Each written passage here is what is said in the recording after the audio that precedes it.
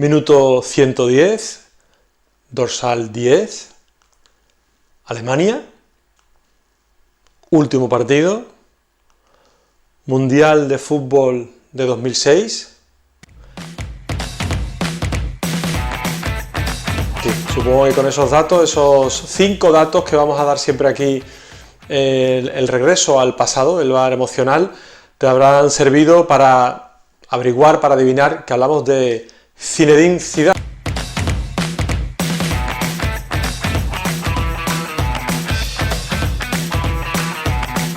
Hablamos de Zizou, el entrenador de Real Madrid y jugador también de Real Madrid y de otros equipos. Te quiero explicar, mira, fíjate, esa imagen es una de las más recordadas de Zidane, esa volea contra el Bayer Leverkusen en la final de la Champions, en aquel entonces Copa de Europa 2002, cuando consigue el Madrid la novena Copa de Europa, la novena Champions de ahora. La imagen es esa imagen de éxito, esa imagen de gran futbolista, enorme técnica, pero no solamente esa es la imagen de Zidane, ¿verdad? Hay otras imágenes que también nos recuerdan al jugador marsellés, y fíjate, esta estatua que tiene su miga, ¿no? Una estatua recordando ¿el qué? Pues recordando ese cabezazo que le dio a Materazzi en el Mundial del 2006, el Mundial de Fútbol de Alemania 2006, y que acabó con la expulsión del jugador francés. Te quiero analizar un poco, porque es verdad que no voy a descubrir nada nuevo de Zidane respecto a su calidad técnica, pero hay un dato que quizás te pueda sorprender un poco, y es que en 17 temporadas como jugador de fútbol ha sido expulsado en 14 ocasiones.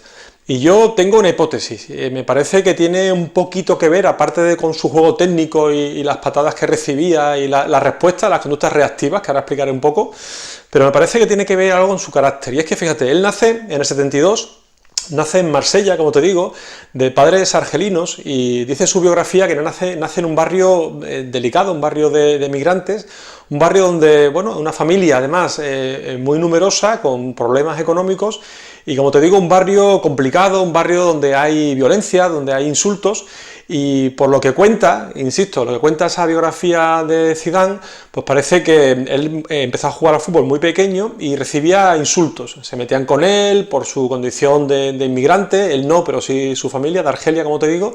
Entonces él fue creciendo, soportando y recibiendo ese maltrato, incluso podríamos decir psicológico, y no sé si incluso en ocasiones maltrato físico, hasta que llega a un equipo, al Cannes, y justamente ahí, pues resulta que dice, insisto, esa biografía, que yo no he tenido la oportunidad de hablar con él, que a partir de ahí parece que hay un cambio en Zidane y ya no se aguanta, ya no se retiene, digamos, esa respuesta de impulso, de reacción para responderle a los insultos que recibe, y empieza a responder verbalmente y también con conductas violentas desde lo físico. Parece que ahí se va forjando un carácter, no voy a decir agresivo ni mucho menos, pero sí un carácter que dentro del terreno de juego quizás ya fue empezando a ser un jugador que soportaba poco ciertas cuestiones.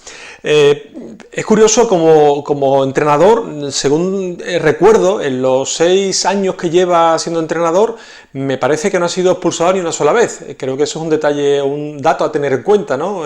17 años como temporadas como jugador, 14 expulsiones, te recuerdo, y ninguna, creo recordar, ninguna como entrenador. A lo mejor es que hay una evolución.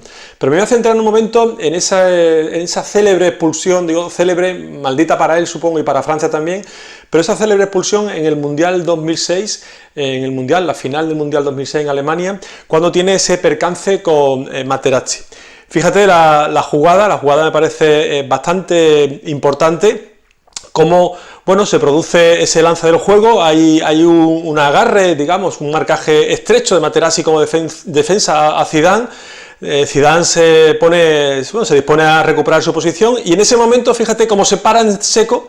Él tiene ese momento de pararse y se vuelve y le propina ese cabezazo en el pecho a Materazzi, que le provoca, como veis que el árbitro argentino le provoca la expulsión en esa final, con el consiguiente perjuicio para la selección francesa, que te recuerdo que al final perdió esa final por penaltis. Entonces, bueno, te voy a analizar un poco esa jugada, esa célebre jugada, como te decía anteriormente, y hay 4 elementos que me parece pueden influir desde el análisis psicológico en esa expulsión o en esa conducta que tuvo Zidane, un tanto, bueno, quizás inesperada, no tanto por la evolución del jugador, por esas otras expulsiones a lo largo de su carrera, pero sí inesperada por el momento en el que se produjo. Uno es el carácter, que te he explicado antes, es decir, esa parte de la personalidad que se va conformando con la educación y con las experiencias que vas viviendo durante toda tu vida. Otro punto importante es el partido. Hablamos de final, la final de un mundial, hay tensión, minutos 110 de partido, es decir, había un cansancio acumulado porque ya estaban en la prórroga, estaban en la segunda mitad de la prórroga, un resultado pues muy ajustado, 1-1, todo por decidir. Y quiero destacar eso, ¿no? La final de un mundial, eso por sí mismo ya supone un estrés para todos los jugadores.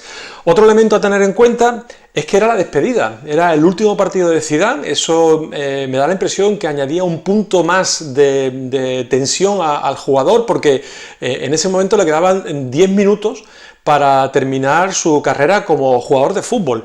Y un cuarto punto que te comentaba anteriormente, la conducta reactiva. La conducta reactiva es una conducta que tú tienes cuando hay un elemento externo que no es que provoca esa conducta tuya, pero sí que facilita o que va a ayudar de alguna manera a que tú tengas ese tipo de respuesta. Bueno, aquí es muy curioso porque años después entrevistaron a Materazzi y le preguntaron, bueno, la típica pregunta y la esperada respuesta es ¿qué le dijiste a Zidane en aquella jugada de la final del Mundial? Y bueno, la respuesta es esta, por lo visto llevaba tiempo marcándolo muy de cerca y en esa jugada, como tú has visto en el vídeo, pues la agarró un poquito más de la cuenta y cuando Zidane se volvió, le dijo a Materazzi, no te preocupes que al final del partido te entregaré la camiseta. Y el jugador italiano, el defensa, yo no sé si para provocar a Zidane o no, pero la respuesta fue yo no quiero tu camiseta, prefiero a tu hermana.